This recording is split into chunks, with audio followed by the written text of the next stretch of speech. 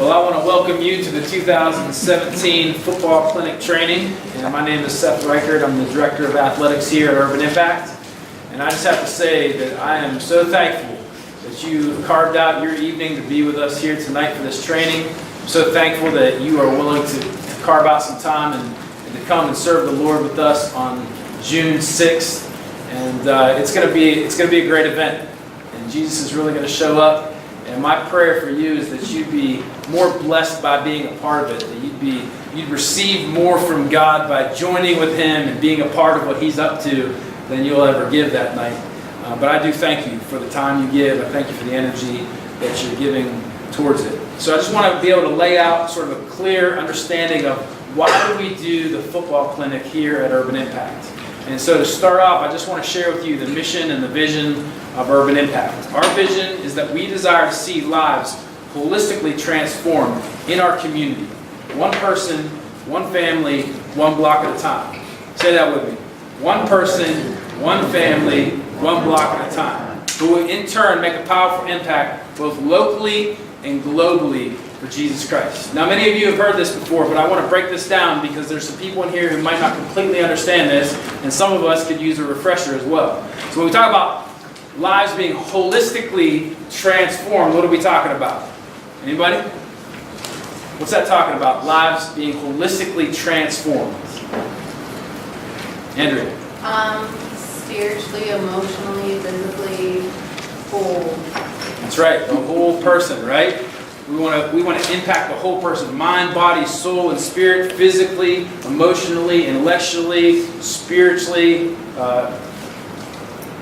whatever else I missed, socially, okay? The whole person. We want to impact the whole person with the whole gospel in the context of the whole community.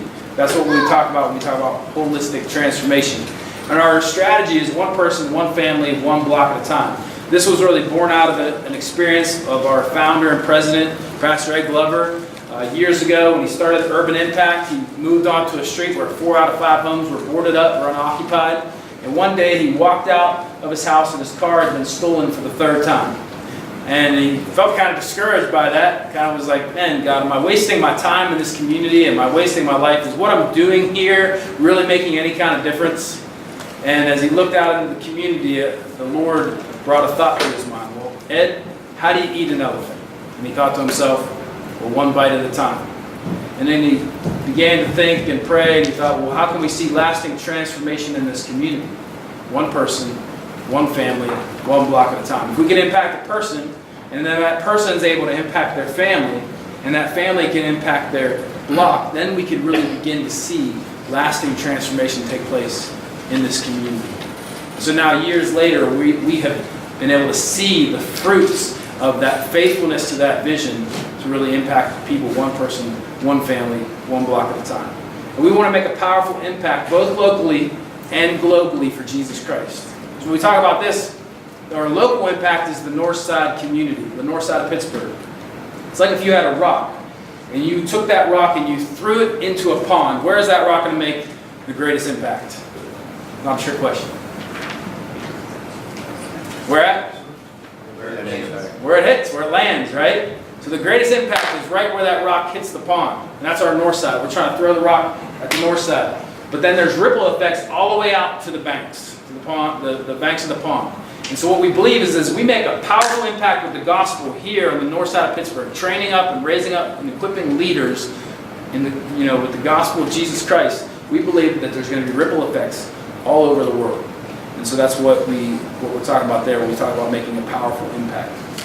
Our mission here, our mission is to do our part fulfilling the Great Commission of Jesus on the north side of Pittsburgh by investing in the lives, or by following His model of holistic ministry, by investing in the lives of at-risk children, youth, and their families in order to develop responsible followers of Christ. Let me break that down for you a little bit. When we talk about fulfilling the Great Commission, what's the Great Commission? Matthew 28, 18 through 20, right? Jesus said, all authority in heaven and on earth has been given to me. Therefore, go and make disciples of all nations, baptizing them in the name of the Father, and of the Son, and of the Holy Spirit, teaching them to obey everything I have commanded you.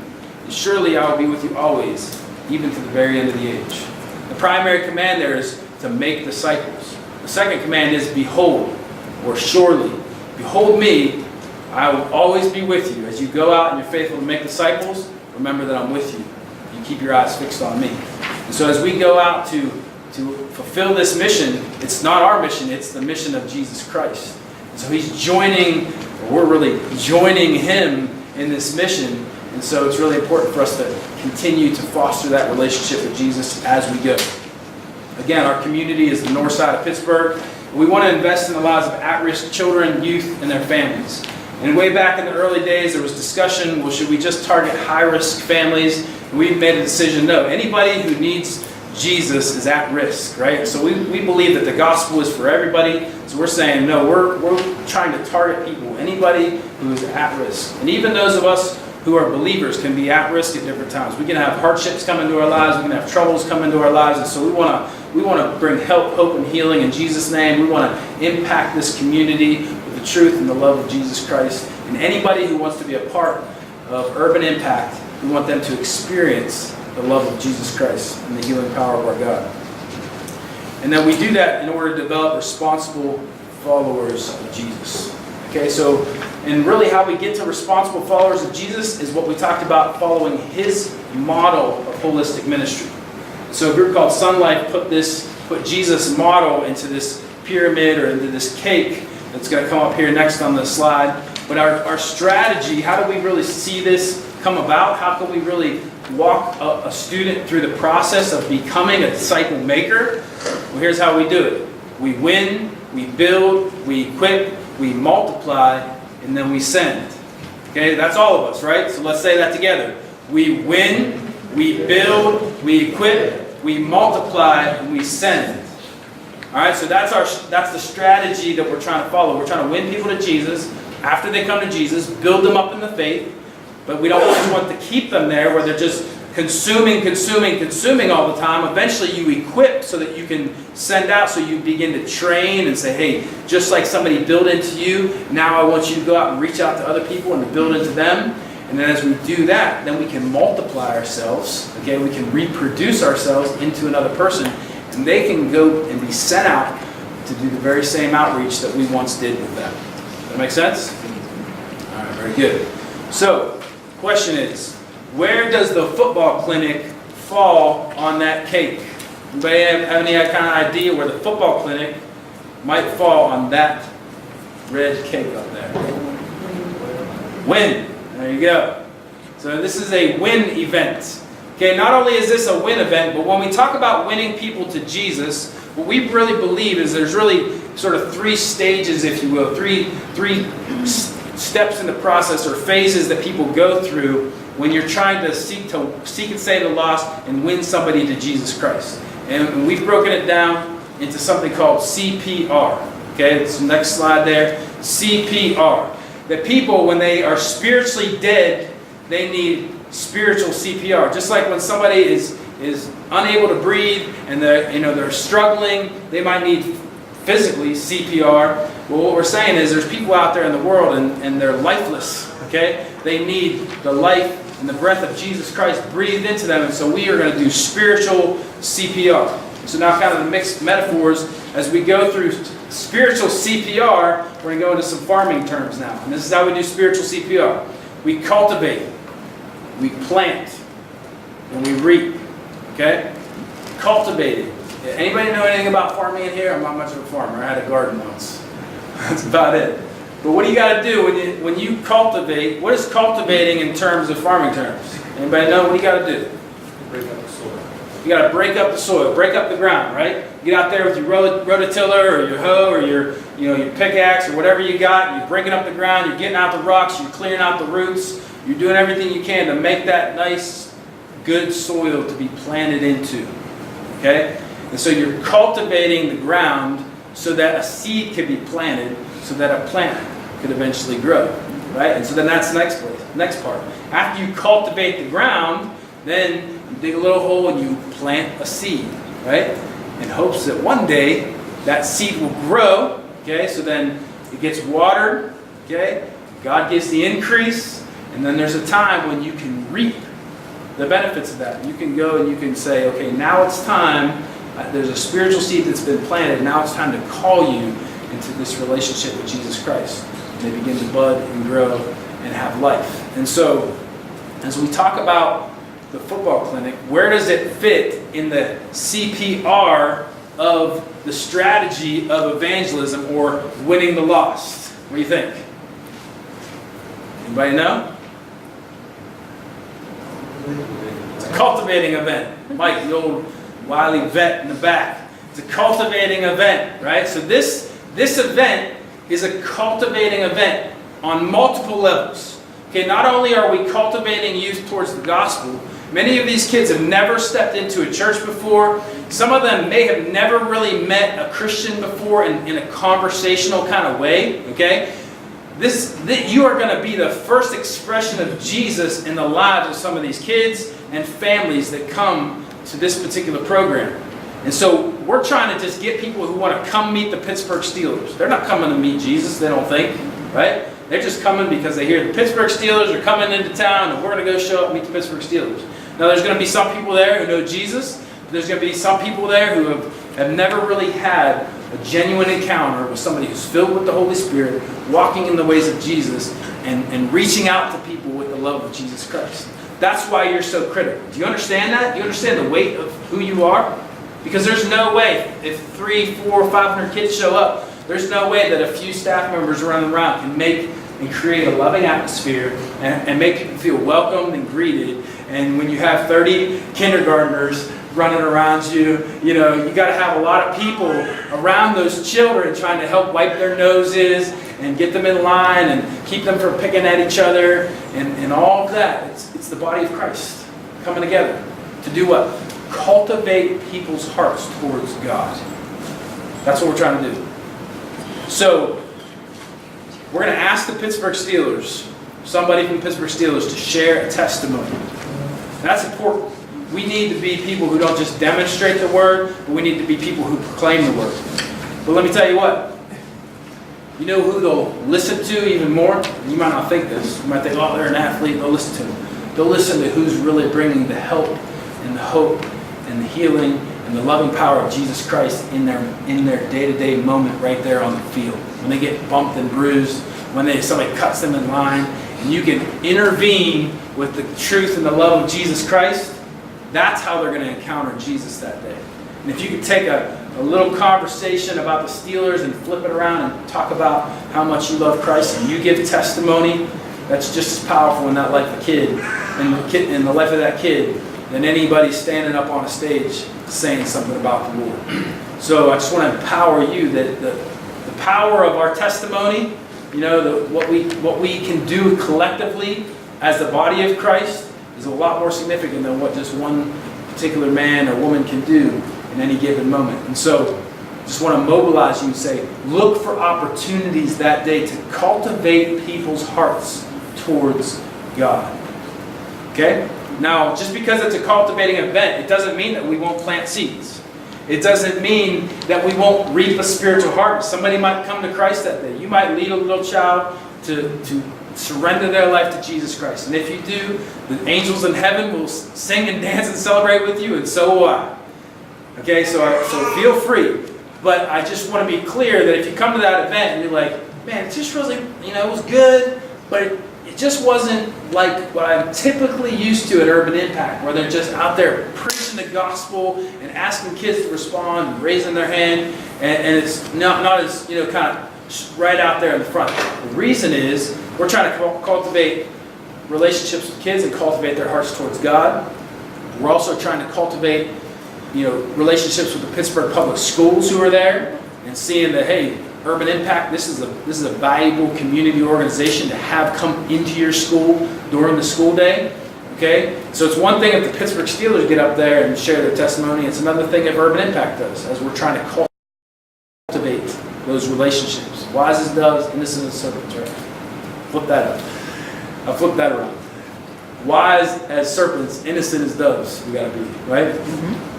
All right, so We're trying to cultivate relationships with our corporate sponsors. This is a big event for them. Some of them come and watch this event, see what's happening. We're trying to cultivate relationships with our community organization partners. There's tables all over the place when you come to the event. Community organizations coming out to talk about their programs and what they have to offer kids in the Northside community. So it's a big cultivating event for the entire Northside community. And so I just want to be really clear. That's a big part of what we really want you to walk away with and understand tonight. So that's why I spent a lot of time on it. Any questions about that so far? All right, so just to go through the schedule then. The schedule of the football clinics, 5 o'clock volunteer registration. At 5:30 youth registration begins. And there's food booths will open at this time. There will also be carnival games going on. Games and tables, the carnival games will go till 6:15, and then the games and the tables close. Okay, whenever the MC tells them to close, it might be a little bit after 6:15 possibly, but it'll be roughly 6:15. At that time, everybody goes to the bleachers for a short program. We do a brief program where the Pittsburgh Steelers, the Pitt Panthers just told me today that they're coming again. Usually Duquesne comes, Duquesne University, and we try to get Perry High School football team to come.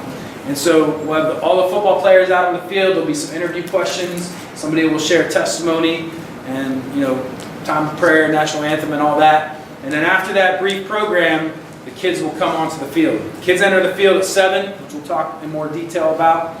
And then they go around to 4 different stations while they're on the field. At 8 o'clock, the stations end. The Steelers leave the field. The kids are placed in a corral, and then they are returned to their families. Around 8:30, they should be totally wrapped up, and we'll be out of there. So just want to give you an overview of what the field looks like that day. What happens is we take all of our Citywide Academies field, and we break it down the middle, and we have the rookies on one side. So if you're looking at the screen, on the right side is the rookies, on the left side is the veterans. The stations are listed there by letter. So you have A, B, C, D, and over on the left side you have W, X, Y, Z. All right, and so the stations will rotate counterclockwise. Okay, that's how we'll rotate. And we'll talk a little bit more specifically about how that will happen. But everybody will go through 4 different stations. Every group will go through 4 different stations. So you'll start whatever station you start at. If you're starting at A, you'd go to B. If you were starting at D, you would go to A, so on. And so you're going counterclockwise around the field.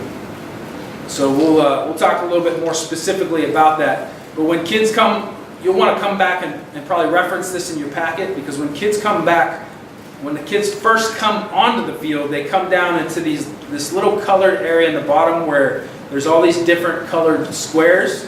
Those are what we call our corrals, because we're corralling the kids, a little mob of kids into each one of those. It's fun if you've ever done that before, and try not to get them to poke and pick at each other across the corrals and everything. So we put them in these corrals in the very beginning, and that's where we release them to the field from. And then at the end of the event, I'm giving you a visual here so you see where it's at on the field. At the end of the event, that's also where you as a group leader would take your kids back to, and that's where the parents will come pick their kids up at the end of the night, and you release them to the parents. So we'll talk in more detail about that.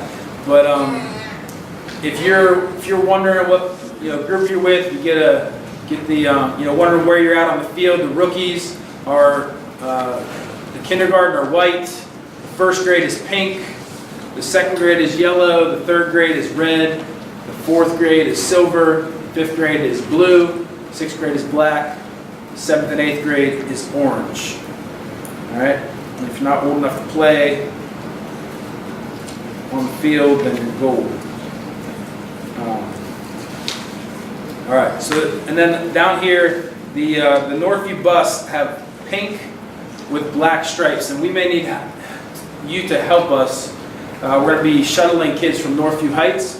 So at the end of the day, they'll have both, their age group color, that's which group they're with, and then they'll have their transportation color. Can you help us get them to the Northview bus, because they're there with no parent, and we're going to have leaders there and everything, but you got to help us try to get them to those particular leaders. Okay? Good. All right, so volunteer information. This is some stuff for you to be aware of. Volunteer parking. What we ask you to do is the best case scenario is to try to leave the closest spots there for the families and for the community partners and for the different people who are coming in and they don't really have any clue where they're going. So if you don't mind parking down the street a little ways, that's very helpful. They do let us park up and down Brighton Road on that particular day. And then there's if you're coming up the hill on Brighton Road and you pass the school on your left, there's a gas station just past the school and there's a whole neighborhood up in there. It's called Marshall Shadeland. And there's a lot of on-street parking up in that area. There's down Marshall Avenue on the left. You can find different parking and things like that. If you don't mind walking a little bit, that's helpful just to help keep spaces cleared on Island Avenue with the main drag there and in the parking lots. The parking lot on the right side of the school building is reserved for the Pittsburgh Steelers and the college players. We have to kind of keep an area closed off over there for them and their cars, so just to make you aware of that. Volunteers should park on streets and surrounding areas. We talked about that, and there is a parking lot across from the Clean Care. It's open. It's Island Avenue, then left on Winfield Street, and then the lot is on the left. You can talk to us in more detail if you need help figuring out where the parking is. Okay. Volunteer arrival. Volunteers should report to the volunteer tent upon arrival. We need to sign you in, check you in, make sure that everything is squared away. It's between the tennis courts and the school building. All right, so the school building, when you come up, you'll see the school buildings on the right-hand side. There's tennis courts over here on the left. The volunteer tent it'll be marked very clearly. You'll see that. At the tent, you'll sign the waiver. Everybody has to sign a waiver, kids and volunteers, to be on the field with the Steelers. You'll get your T-shirt at that point. And then registration volunteers, we're asking you to be there at 4:30. I know that's early. Communicate with Sarah if that's a problem, and you guys can try to work that out, but we'll have people coming shortly after that to sign up. So that's that. And then field and game volunteers, we're asking you to be there by 5:15 at the latest for field volunteers. The field volunteers, we're going to meet on the field. We don't really have anything for you until 5:30, but it's going to take you a while to get there, get signed in, get your T-shirt, and all of that. So I would say no later than 5:15, so that you can be on the 50-yard line by 5:30 to just kind of go over a last minute. Here's how it's going. All right. So now we're going to go through just some of the different volunteer rules on the field, okay? Because this is something just for everybody to be aware of. Because at times, we may be short, or you may just have a heart to want to engage. So even some of the registration volunteers, after that's all squared away, will sometimes come and be group volunteers or station volunteers on the field, because oftentimes we need just extra hands, extra help. And so group volunteers, here's the rule with group volunteers. They're responsible for supervising the groups of kids that are going around. Okay, so there's basically two different kinds of volunteers. There's group volunteers and there's station volunteers. Okay, so those are kind of the two different ones. Group volunteers are with the same group of kids the whole night. So you're locked into a particular group. You're kindergarten, first grade, second grade, all the way up. You have a group. And you go around, there's 8 different stations, but there's really just 4 per age group. Okay, so there's 4 rookie stations and 4 veteran stations. If you're a group volunteer, you'll take that one group and you'll lead them around to the 4 different stations. Okay? This is a really important rule for you to be relational. If you don't like children, sign up for something else. Okay? This is not a good rule for you. You have to be very patient. You have to be enthusiastic. You have to have a desire to be with children who don't always listen, but have really good hearts and just need to be cultivated towards God. Okay, and so we need you to come here ready to engage, to smile, to, and also to call them into order when they need to be, get them in the line and keep their hands off each other and all those kinds of things.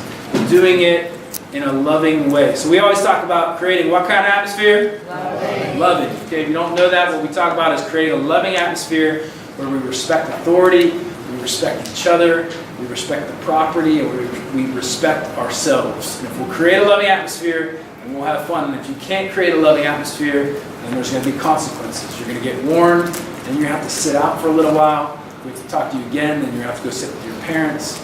And and you'll just have to watch the event. And so this is a way you can kind of help, instill, keep instilling that message into them. All right? And then keeping them engaged. You could be creative. You could do, you could do little Simon Says games with them. Make noises with your mouth. Whatever creative little, little kind of stuff or whatever. Like, I don't know, just little kids wise, anyways.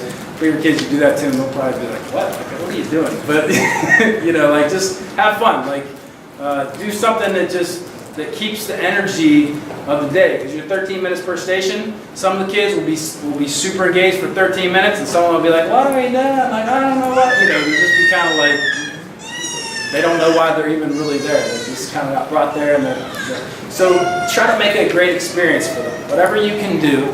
It's not about us. It's about them. Okay, it's about cultivating them towards God, and so whatever we can do to just help. Engage them, make them feel welcome, make them feel at home, make them feel loved, do that.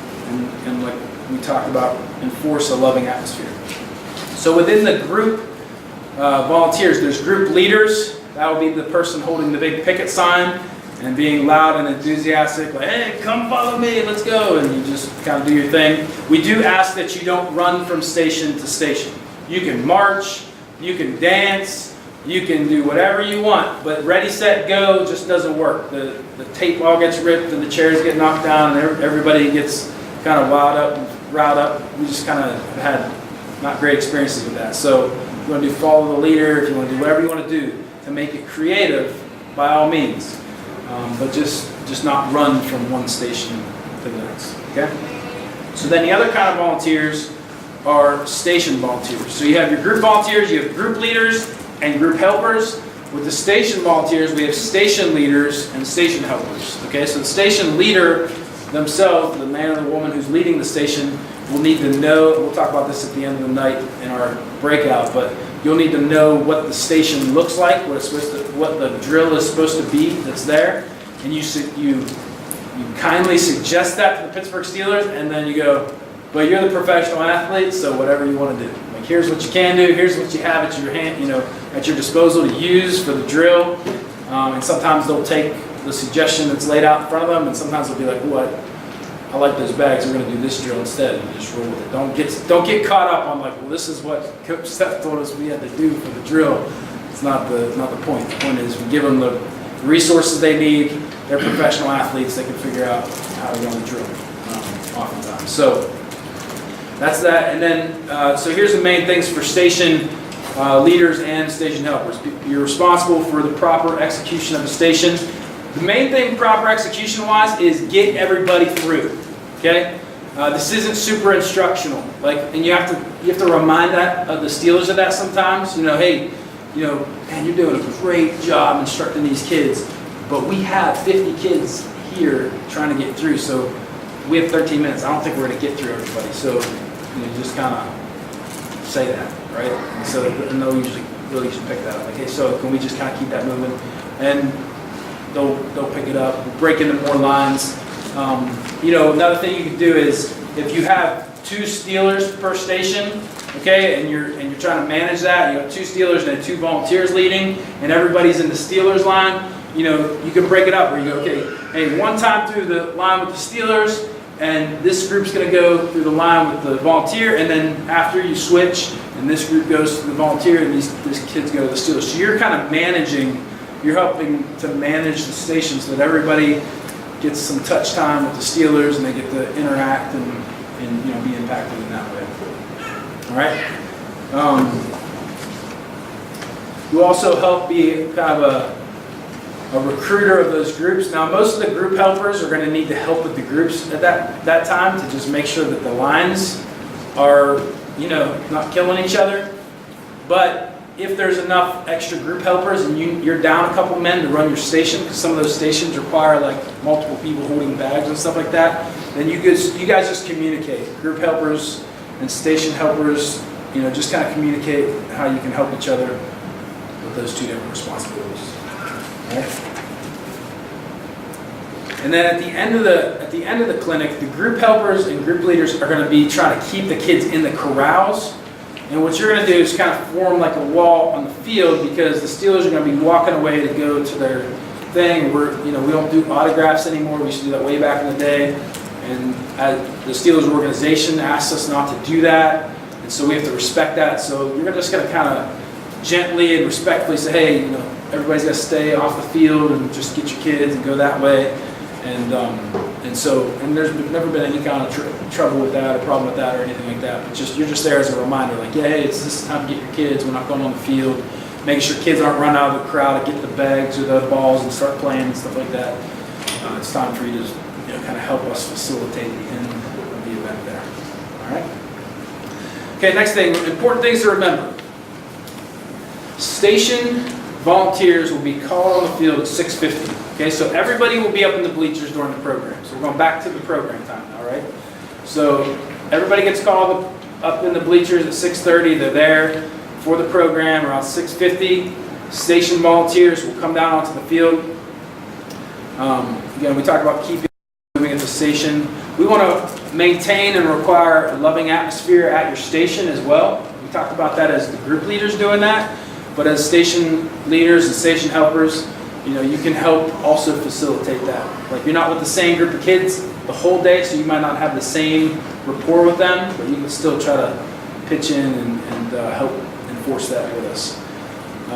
Call over a field supervisor if there's a major disciplinary problem. Okay, so there'll be field supervisors, Matt Davis, Andrew Churchill, Seth Lyon, that's the other Seth, and Shaq Hager will be walking around, they'll have black and gold on, walking around the field. I'll also be walking around. And those guys, if you're dealing with anything that's like a kid who's just completely out of line, you can't get them to flow with you, and pull them to those guys, because they'll have more time to maybe get them back into order and help them have like a successful time of the event. All right. And there are also the guys, if you have questions just about how things are running, where to go, what to do, you can talk to those guys about that. Okay, a few more things. Group volunteers will be called to the field at 6:52. 6:50, 6:52, roughly in there. Both groups will basically come. But the group volunteers will then go to the corral. So you're going to go there before the kids start coming. So the group leader will be at the corral. The group helpers, you guys can actually help as the kids are coming down. You can do like the wristband check thing. You got to kind of check the wristband, especially with the little ones, because they're just following the crowd. They don't really know where they're going. And so you just have to like help them figure out, okay, you over red wristband, come on over here, and just help them get into the corrals at that time.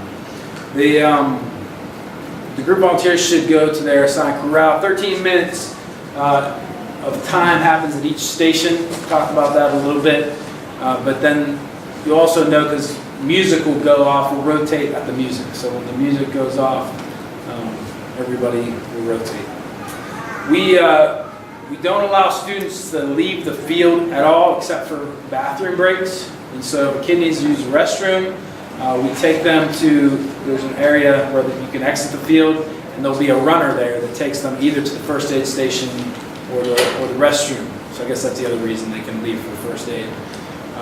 Beyond that, if a kid just wants to go out and go in the bounce house or whatever, first make sure you dismiss them to a parent, not just kind of like, whoo, have fun. But if they decide to leave, then you have to just be very clear. Like, if you're going to go out just to play and have fun, you can't come back. Like, once you're out there in the play area, and you can do that if your parent allows you to do that. All right.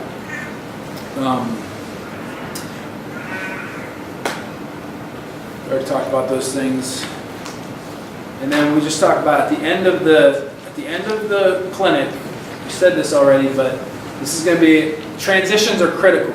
It's going to be a critical time at the end of the clinic, just to make sure if anybody's been brewing, anything's been brewing, anybody's got beef with anybody, if anything's happening and somebody's frustrated with something, this is the time when stuff happens if we're not diligent. But if we are, it doesn't. If we just be proactive, look for stuff, just be kind of able to look around and just see what's going on and intervene before anything were to happen. This is the time when we want to make sure all the kids, we end in as much order as we possibly can. And it is a bit of a organized chaos, to be honest with you. But we're trying to be as safe as possible. So what we're trying this year is to bring the parents onto the field. Last year we took the kids to the parents, tried that, didn't work so great because everybody just bottlenecked there and it was a big mob. So we're going to try to bring the parents onto the field one by one or group by group and get their kids. But it's still trying to make that pass off. Oh, okay, you're with him. Yeah, that's your mom. Okay, there you go. And kind of get them off and greet them, thank them, and they get a picture and stuff like that at the end. All right. So dismissal at the end of the clinic.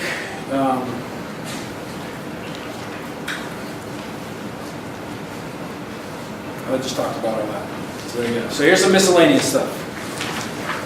All volunteers and kids must have a signed waiver. We talked about that, but just help us enforce that. On the field, on-field participation is for K to 8th grade. Parents are not permitted on the field during the clinic. The only time they're allowed to come into even the fenced-off areas to pick up their kids at the end of the event. Once a student leaves the field, they are not permitted to return. Urban Impact staff will be wearing black t-shirts with gold print for easy visibility. You'll be wearing gold with black. So all be the same color, representation, but it will be flipped. And everyone will be in the bleachers for the program. And then this is something that shouldn't be a problem. We've never had a problem with it, but we do have to say it. There's no pictures allowed. You can't go up and selfie with some Steeler. We ask you not to do that because we've been asked not to do that. So it's just to respect the Steelers organization and the flow of the event. And then no autographs. So you can't get them to sign your shirt or sign your chest or sign your forehead or whatever you're going to get signed. It's just not the place for that. So. Is that the same thing for kids too? They're not allowed to take pictures and stuff? They're not supposed to take pictures. Yeah,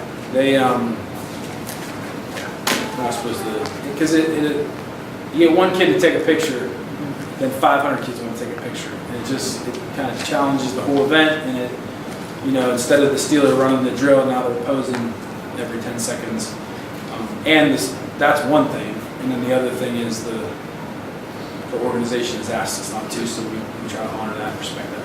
So will that be announced during the program then too, so it's clear? Yeah, it'll be announced from like the MC and everything like that, so it'll be clear, but just help manage it. You don't have to be, like the authoritative police coming after people. I'm going to delete that out of your phone because you just took a picture. Like, we don't do all like that. Like, it's just kind of like, hey, no picture is going to go back to the drill. That's good enough. So are they allowed to make cameras? You mean like their phones and stuff like that? We're not like strip searching them or anything like that, so I don't know. I mean, the reality is there's always somebody every year who, I'm walking around and they're with somebody, and I just walk up to them and be like, hey, can't do the pictures, put that away, So again, it's not like, if it happens, it's not what we want, but it happens. We just manage it. Okay, it's managing. There's the law, and then there's the spirit of the law. We gotta abide by the law, but then walk in the spirit and make sure that we're not just being Sergeant Slaughter out there trying to take kids' names and everything. So. All right. Inclement weather. There is a program. Program food and community groups will be moved indoors. If there's thunder and lightning, Steeler players will do a demonstration in the gymnasium. Do some talking to the kids. This is a big reason why we want to pray that there's good weather, because it's, we do the best we can, but if you have a couple hundred kids crammed into a gym, it's, in our past experience, there's not much listening going on there.